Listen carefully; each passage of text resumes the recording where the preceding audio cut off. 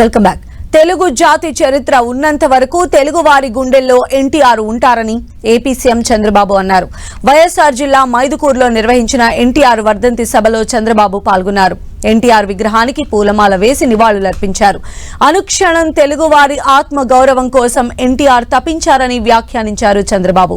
ఎన్టీఆర్ అంటే 3 అక్షరాలు కాదని తెలుగువారి ఆత్మ గౌరవమని పేర్కొన్నారు. పేదవాడి గుండెల్లో తీపి జ్ఞాపకమని చెప్పారు. ప్రభుత్వం అంటే పాలకులు కాదని సేవకులని చెప్పిన ఏకైక నాయకుడని కొనియాడారు. ఎన్టీఆర్ స్ఫూర్తితో ముందుకు వెళుతున్నామన్నారు సీఎం. ఈ నెలాఖరులో వాట్సాప్ గవర్నెన్స్ తీసుకువస్తామని తెలిపారు.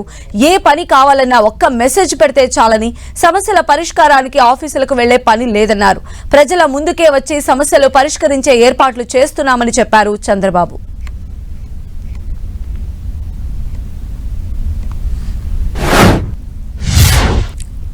జాతి కోసం పుట్టిన అనుక్షణం తెలుగు జాతి ఆత్మ గౌరవం కోసం తప్పించిన ఏకైక నాయకుడు ఎన్టీఆర్.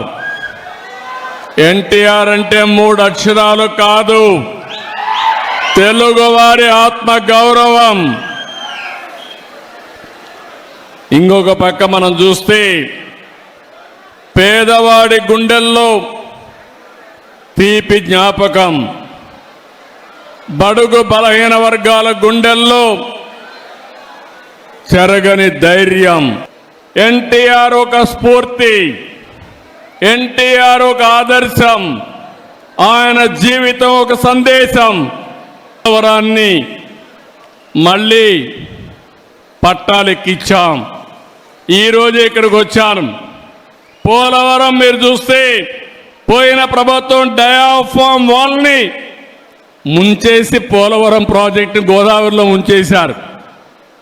ఈరోజే మళ్ళీ కేంద్ర సహకారంతో 12,200 కోట్ల రూపాయలు ఫేజ్ 1 కింద డబ్బులు ఇస్తే డయాఫామ్ వాల్ కూడా ప్రారంభిస్తున్నాం.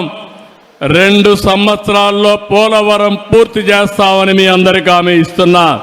గోదావరి, పెన్నా, పోలవరం, బనకచెర్ల వరకు అనుసంధానం చేయగలిగితే అది ఒక గేమ్ చేంజర్గా తయారవుతుంది.